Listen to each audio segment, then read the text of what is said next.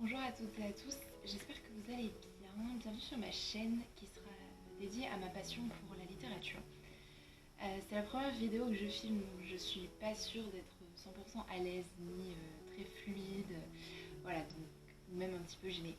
Voilà, donc ne m'en tenez pas rigueur, je pense que ça s'améliorera avec le temps. Euh,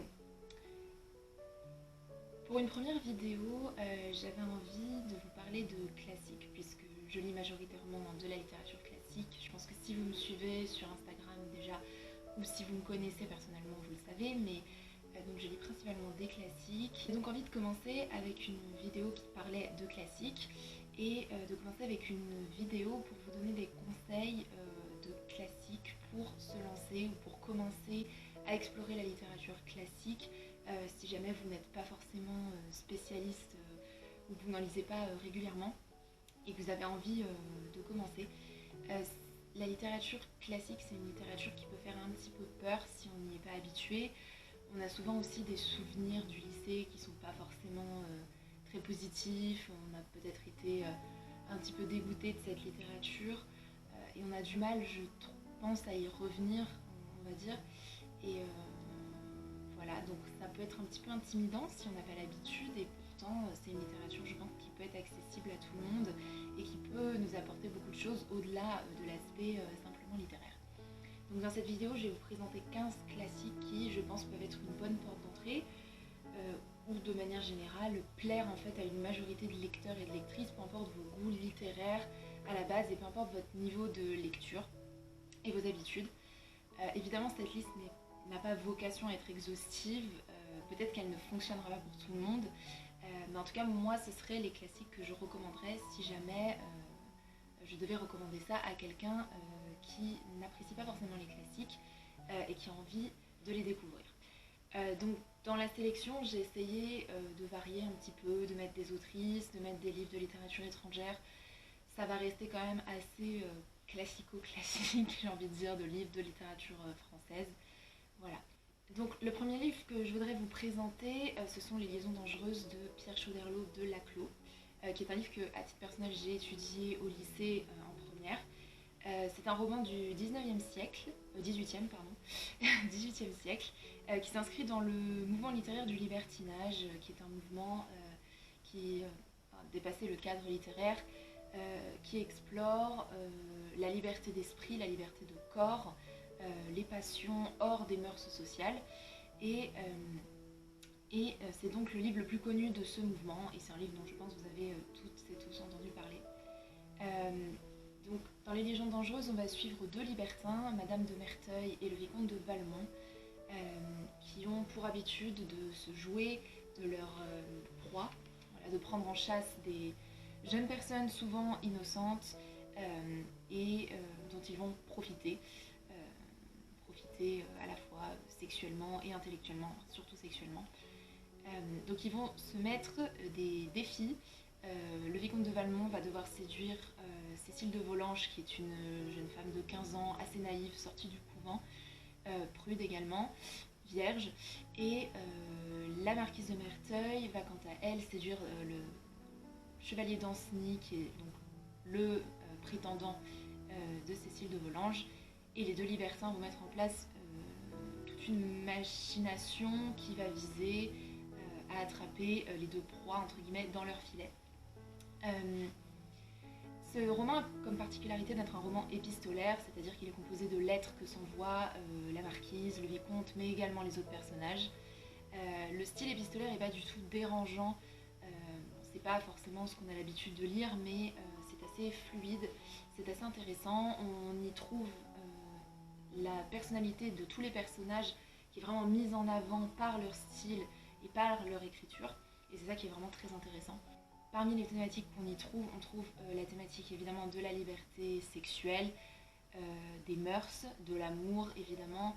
Le personnage de Madame de Merteuil aussi est un personnage extrêmement intéressant, un personnage féminin très fort, manipulateur évidemment, extrêmement vicieuse, mais c'est un personnage qui permet à l'auteur toute une réflexion sur la place de la femme dans la société du XVIIIe siècle, sur le deux poids deux mesures entre le vicomte de Valmont, qui est un libertin homme et qui a donc une liberté d'action, de mœurs qui est complètement permise et autorisée par la société, tandis que la marquise, elle, ne peut pas évidemment s'octroyer autant de liberté, elle est obligée d'agir dans l'ombre. Il y a toute une réflexion là-dessus qui est très intéressante. Je trouve beaucoup aussi de réflexions éventuellement sur le viol, sur le consentement, des réflexions qui peuvent être très actuelles. Et c'est pour ça que je trouve que c'est un roman qui peut plaire à beaucoup de gens, parce que on a souvent l'idée que les classiques, voilà, c'est un peu daté dans le temps, que les thématiques ne nous parlent pas forcément. Dans ce roman-là, c'est complètement l'inverse. C'est un roman qui est extrêmement actuel sur plein d'aspects et qui est donc hyper intéressant à ce niveau-là. Je vous le conseille vraiment, même si vous n'avez pas l'habitude de lire des classiques, même si ça vous fait un petit peu peur, le fait que ce soit daté du 18e, ça se lit vraiment très très bien. Ensuite, toujours en littérature française, je voudrais vous parler d'un auteur que j'apprécie énormément, un auteur qui fait partie de mes auteurs préférés. Il s'agit d'Alexandre Dumas avec deux romans, Les Trois Mousquetaires et Le Comte de Monte Cristo. Alors ce sont des romans qui peuvent faire un petit peu peur par leur taille, puisque ce sont quand même des livres imposants. Voilà, ce ne sont pas des livres qu'on lit en 2-3 jours, hein, ça c'est sûr. Ce sont des livres qui demandent du temps, qui demandent de l'attention, de la concentration, mais je trouve que ce sont des livres qui se lisent très facilement.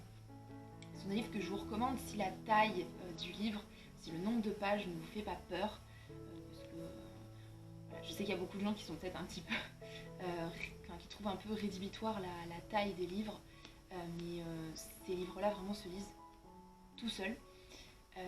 Dans Les Trois Mousquetaires, on va suivre nos trois mousquetaires, Athos, Porthos et Aramis, et un jeune novice, d'Artagnan, qui va donc intégrer le cercle des mousquetaires. Ça se déroule sous Louis XIII, quand le cardinal Richelieu était au pouvoir, qu'il avait une certaine influence dans la politique de l'époque. C'est une saga, puisqu'il y a 3 tomes, donc Les Trois Mousquetaires, 20 ans après, et Le Vicomte de Bragelonne.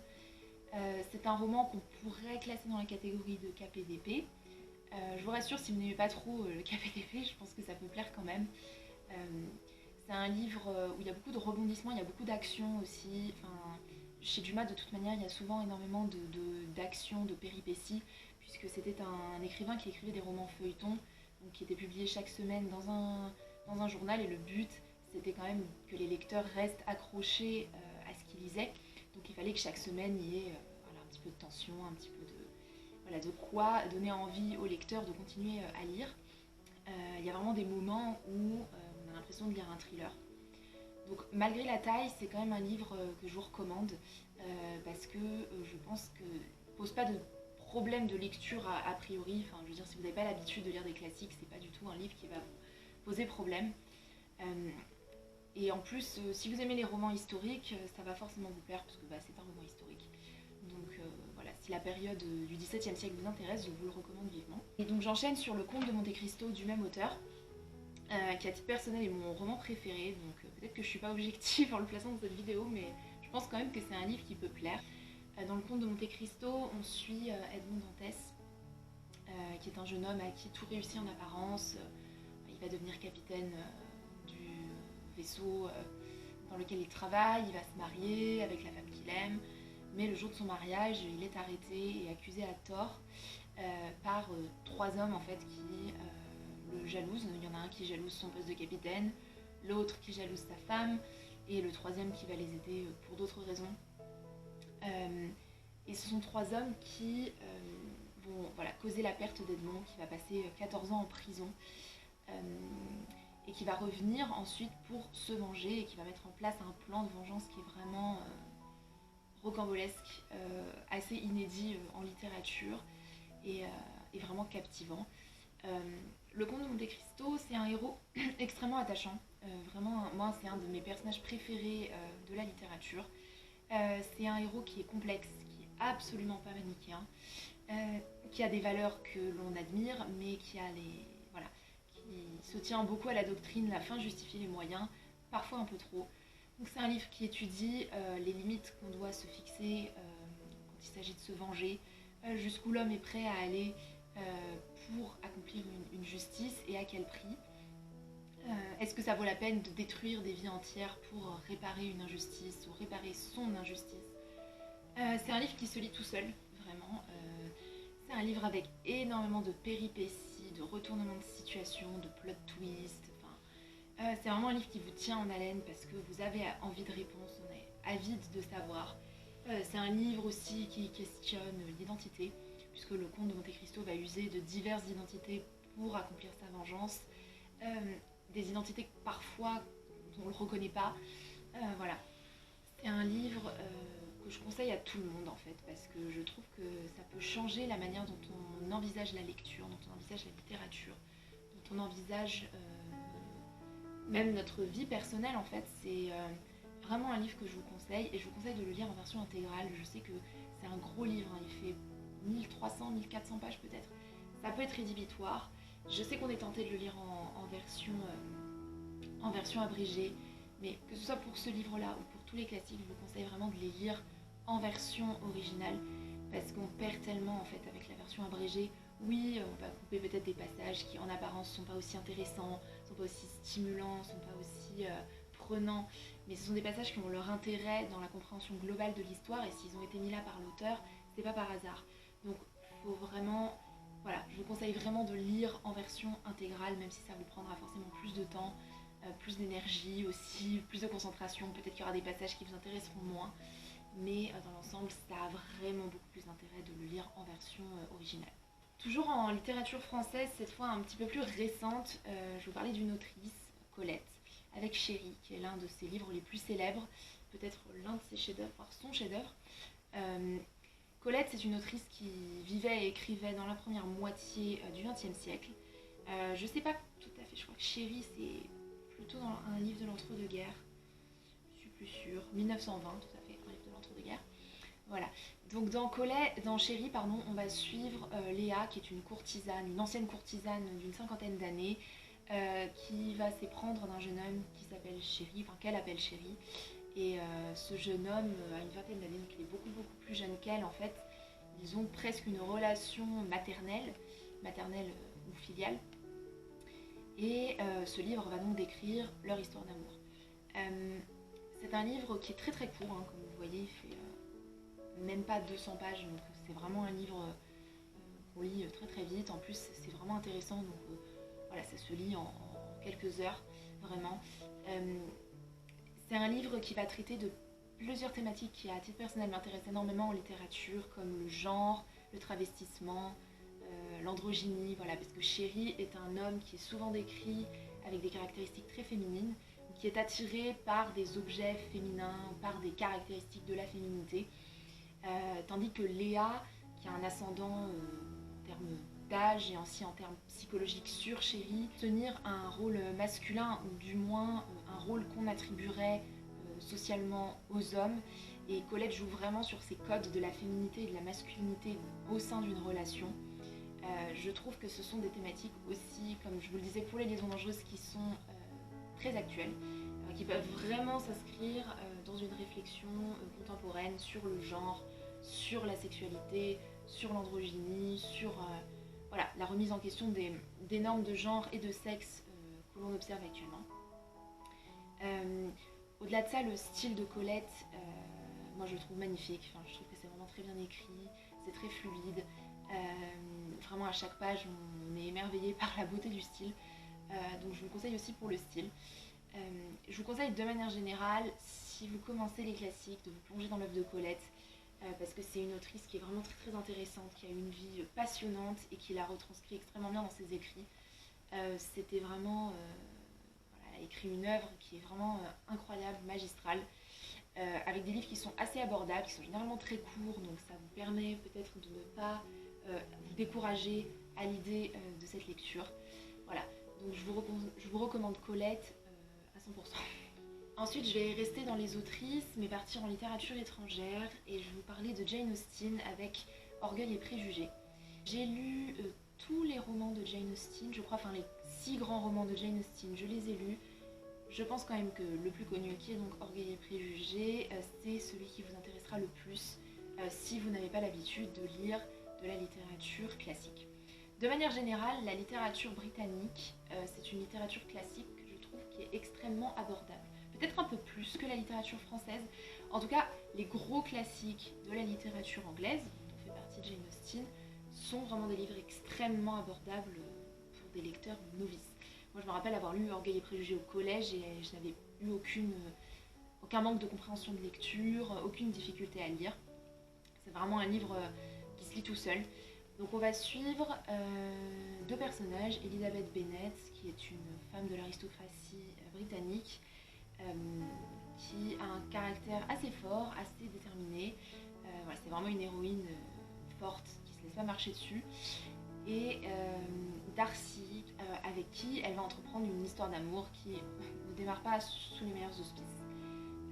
Orgueil et préjugés, comme toujours chez Jane Austen, c'est l'occasion pour l'autrice de donner un petit portrait de la bourgeoisie britannique, de l'aristocratie britannique, toujours avec beaucoup d'humour, toujours avec un regard critique.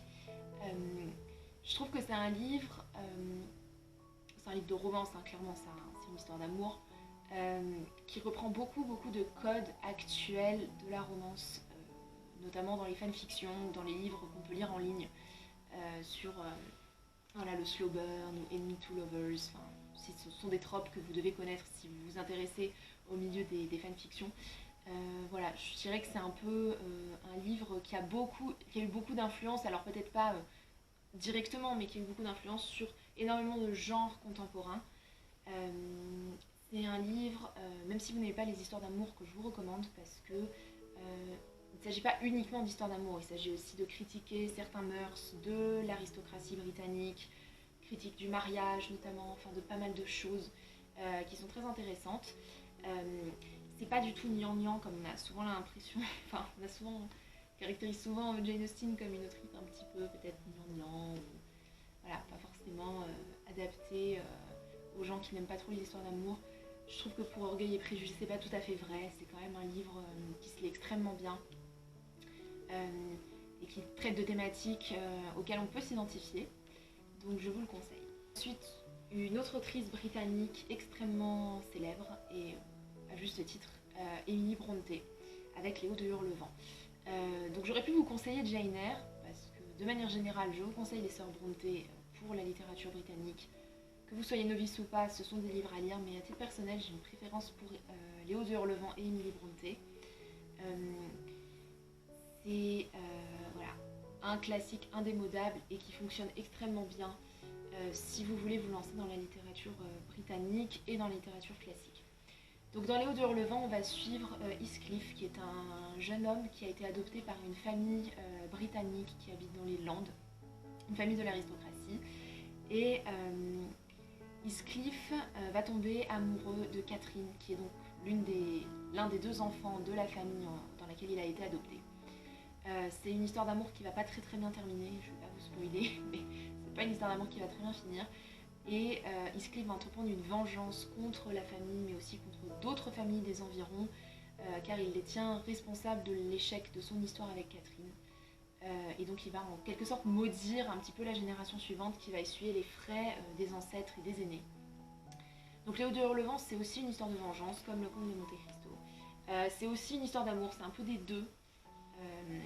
C'est un livre qui se construit comme un récit enchâssé, c'est-à-dire que on alterne entre des moments présents et le récit d'une femme qui explique à un voyageur les événements passés de la famille Earnshaw, donc la famille qui a adopté Heathcliff. C'est un livre vraiment passionnant. Enfin, je trouve que ça se lit tout seul. C'est extrêmement captivant. Le style est vraiment parfait, il n'y a aucune difficulté particulière. Il n'y a pas forcément des rebondissements rocambolesques comme dans le Comte de Monte Cristo par exemple.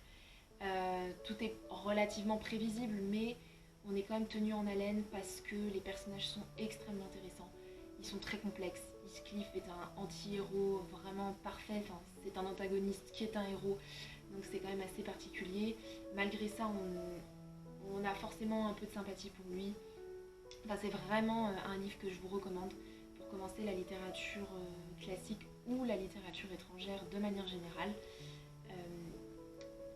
Voilà. Et puis il y a tout un décor, un petit peu une atmosphère gothique dans les Landes anglaises. Enfin, et vraiment, l'atmosphère est extrêmement bien rendue par le style de l'autrice et par l'histoire. On a vraiment cette immersion dans une contrée britannique un petit peu étouffante aussi, on a toujours l'impression d'un huis clos.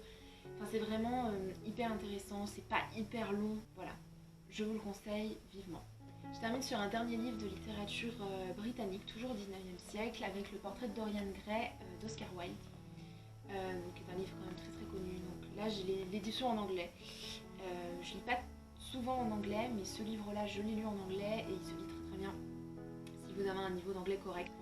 Dans le portrait de Dorian Gray, on va suivre un jeune homme, Dorian Gray, qui est caractérisé particulièrement par sa grande beauté et qui va se voir proposer un sorte de pacte du diable avec deux hommes. Donc Lord Henry, qui est un esthète, un dandy, enfin quelqu'un qui admire le beau, qui admire la jeunesse et qui refuse la vieillesse, qui est toute une philosophie qui est très contemporaine à l'époque d'Oscar Wilde, et qui va un petit peu convaincre Dorian Gray de l'importance de la beauté et de l'importance de la jeunesse. Et Dorian Gray va vite se voir complètement obsédé par l'idée de vieillir, par l'idée de devenir laid, de perdre sa beauté. Et en fait, il va se passer une sorte de pacte avec le diable. Pas vraiment, enfin c'est pas à la fausse, il n'y a pas le diable qui apparaît et qui lui propose un pacte, mais c'est un petit peu l'idée qui est sous-entendue. Un peintre qui est son ami, Basil Hallward, va peindre un portrait de lui.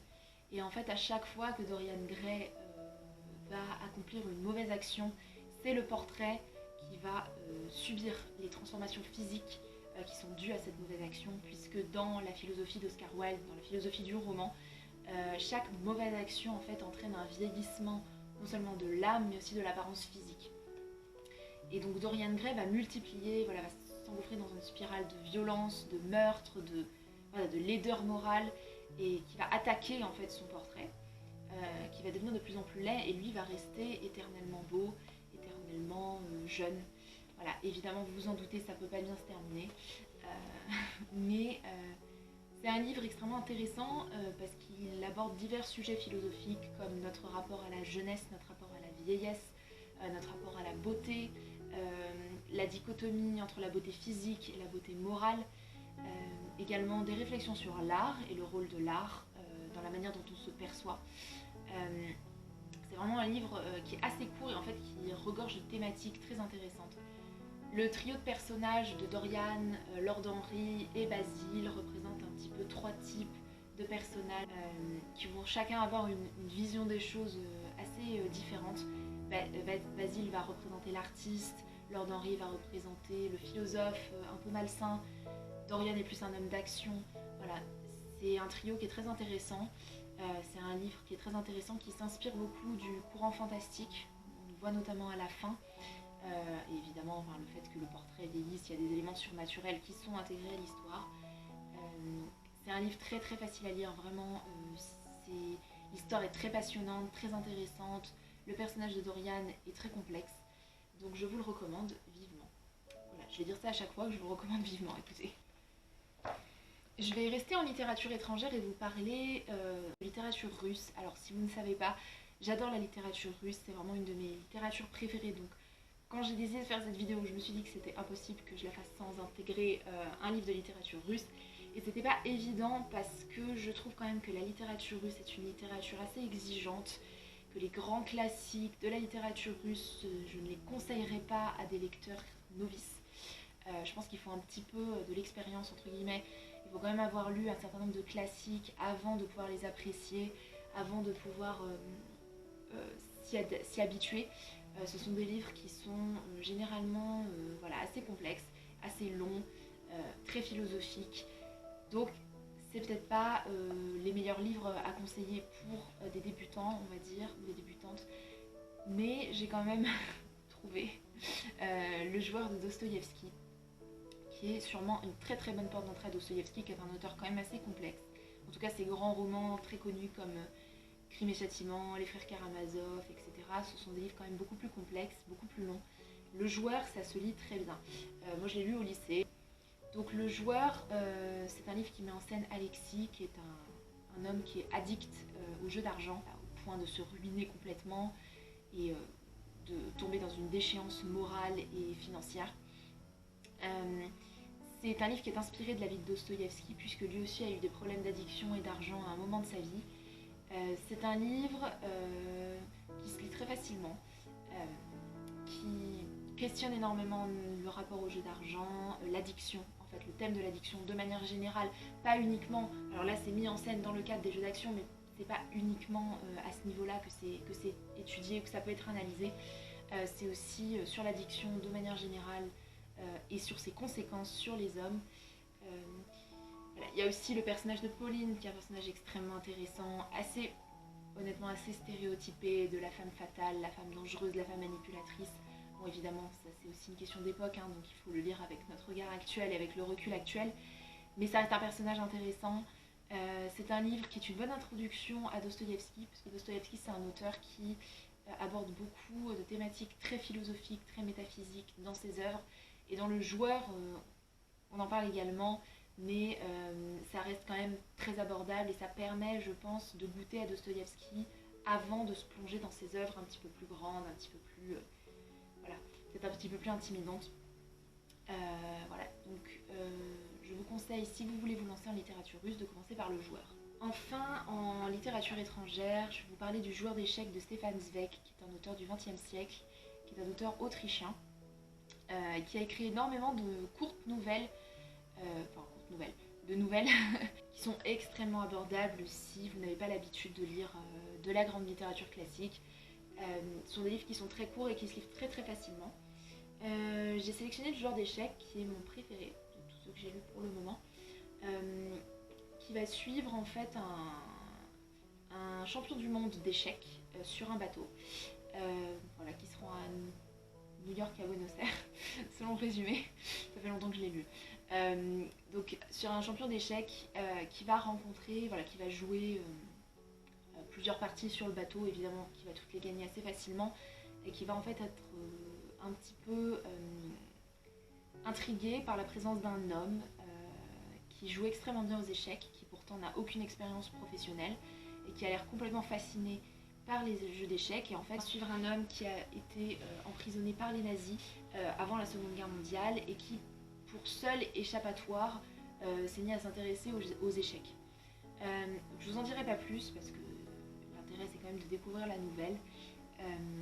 C'est une nouvelle, donc si les échecs vous intéressent, je vous le conseille, mais également c'est un livre qui traite de la montée du nazisme, de la torture psychologique des prisonniers du nazisme, des prisonniers de tout type de régime autoritaire ou totalitaire, de la folie, voilà, comment prévenir la folie, comment ne pas tomber dans la folie quand on est enfermé dans une pièce seul pendant des mois sans occupation intellectuelle.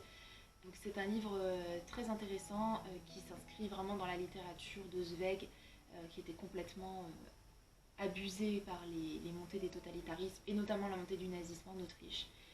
Donc c'est un livre assez emblématique de l'auteur et c'est pas pour rien que c'est son classique peut-être le plus connu. Donc je vais revenir un petit peu à la littérature française pour vous parler de Maupassant.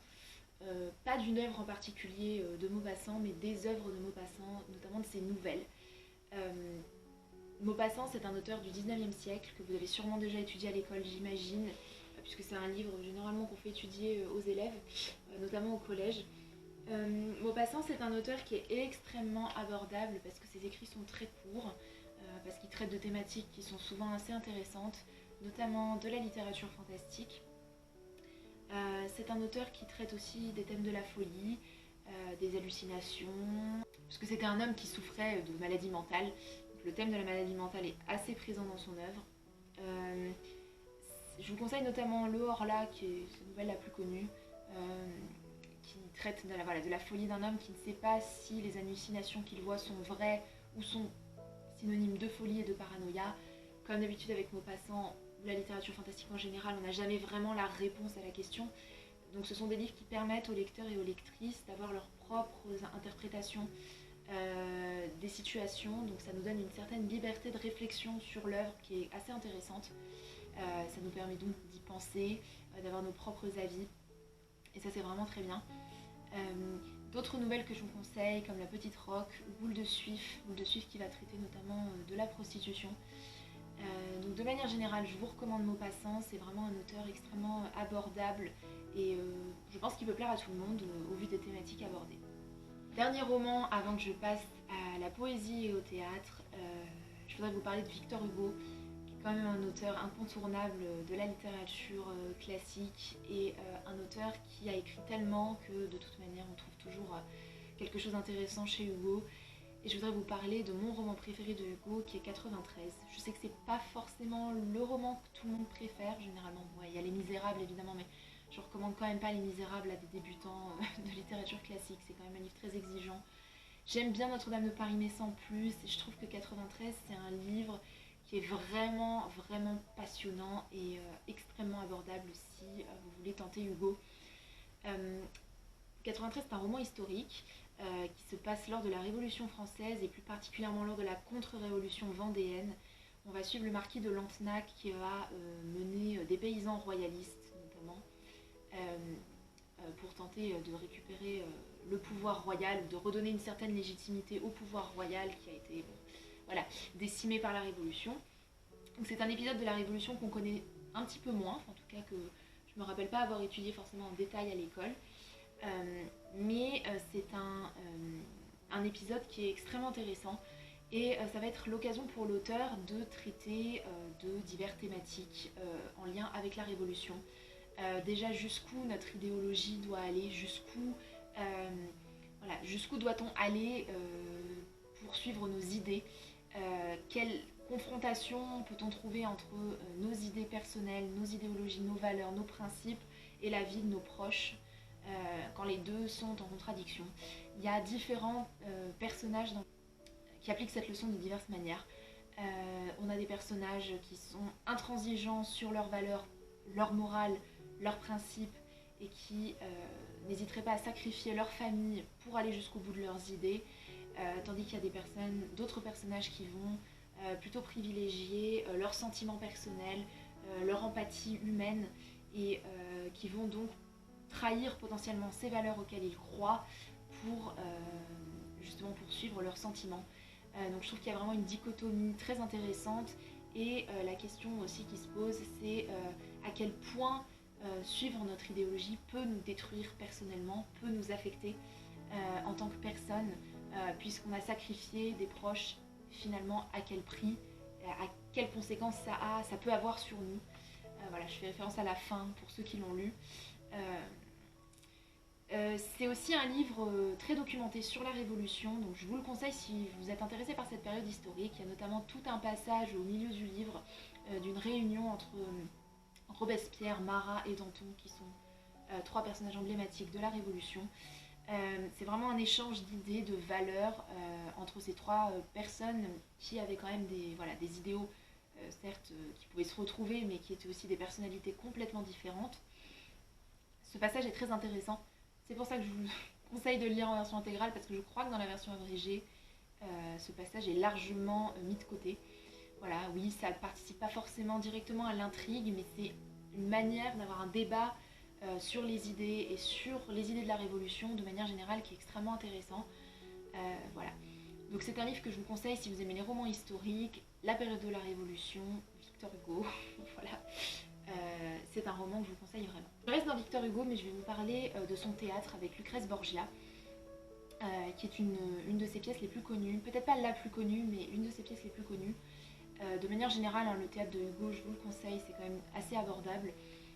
C'est une pièce qui va s'inscrire dans le genre du drame romantique, qui est un genre qui compte s'opposer et remettre en question certains principes de la tragédie classique et qui prenait place au XIXe siècle. C'est un drame qui se passe en Italie, donc sous la triste famille, la famille à triste réputation des Borgia.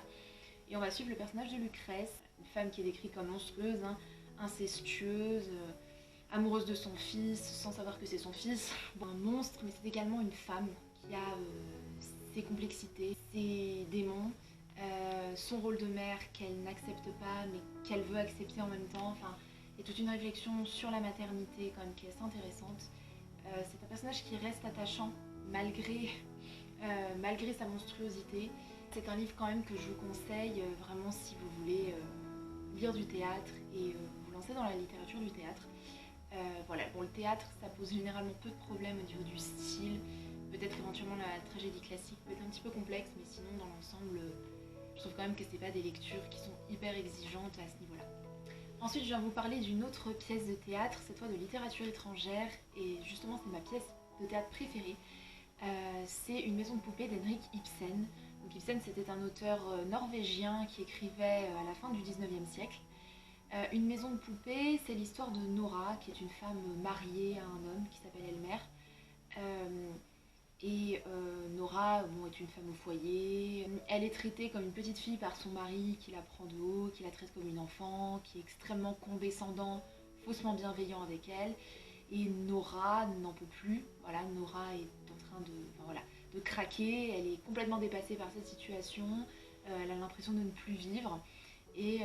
Voilà, elle va prendre une décision à la fin de la pièce que je ne vous spoile pas, mais qui est extrêmement intéressante et extrêmement courageuse étant donné l'époque.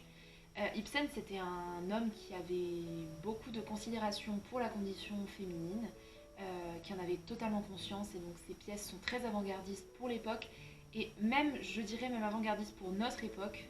Encore une fois, tout ça a un rapport avec la fin du livre, que je ne vous spoile pas, mais la fin du livre est extrêmement courageuse. Je pense que même si quelqu'un, un auteur ou une autrice écrivait quelque chose comme ça à notre époque, je pense que ça serait aussi vu comme complètement délirant ou très avant-gardiste, très provocateur, très osé. Voilà, donc je vous conseille vraiment Une maison de poupée. C'est une excellente représentation de la condition féminine au 19e siècle, de la condition des femmes au foyer. Nora est un personnage qui est extrêmement attachant. Voilà, donc je vous la conseille vivement. Enfin, je passe à la poésie pour vous recommander 2 recueils de poèmes qui me semblent très abordables si on n'a pas l'habitude de lire de la poésie ou de la littérature de manière générale, mais c'est vrai que la poésie c'est un genre, je pense, qui peut être encore plus obscur que le roman ou le théâtre. C'est un genre assez particulier, mais qui nous parlait également, donc il ne faut pas non plus hésiter à lire de la poésie. Donc le premier recueil dont je vous parle, c'est un livre qui regroupe 2 recueils, oui je triche. D'ailleurs c'est le cas de l'autre recueil également. C'est un recueil de Paul Verlaine, Fête galante et romance sans parole. Verlaine, je pense que vous connaissez, c'est un des poètes français les plus célèbres. Fête galante et romance sans parole, ce sont des poèmes qui sont abordables parce qu'ils ne sont pas très obscurs. La poésie, ça peut être un peu rédhibitoire quand on a l'impression qu'on ne comprend pas ce que l'auteur a voulu dire, quand les métaphores sont trop obscures, quand on a l'impression qu'on manque totalement une dimension du texte parce qu'on n'a pas les outils pour l'analyser. Avec Verlaine, il n'y a aucun problème. Vous pouvez lire la poésie ça se lit très facilement. C'est pas du tout difficile à analyser, au contraire. C'est vraiment des métaphores qui parlent, je pense, à la majorité des gens. C'est une poésie qui est extrêmement belle, extrêmement mélancolique, c'est très lyrique, ça parle beaucoup d'amour, de mélancolie. C'est très inspiré, notamment dans Fête galante, du théâtre italien, de la comédie italienne. Ce sont 2 recueils qui se lisent très facilement, avec des rimes assez simples. Les structures des poèmes est quand même assez facile à comprendre, à analyser. Moi je trouve que Verlaine c'est vraiment un poète que je conseillerais à n'importe qui. Peu importe votre niveau, peu importe votre appréciation de la poésie, je pense que c'est un auteur qui peut plaire à tout le monde. Donc Fête galante et romance sans parole, ce sont vraiment 2 recueils qui sont très très bien pour commencer la poésie. Enfin, le dernier auteur que je vous présente dans cette vidéo, c'est Guillaume Apollinaire, qui est un de mes poètes préférés. Donc Apollinaire, c'est un petit peu plus moderne en termes de poésie, puisqu'on est au début du XXe siècle.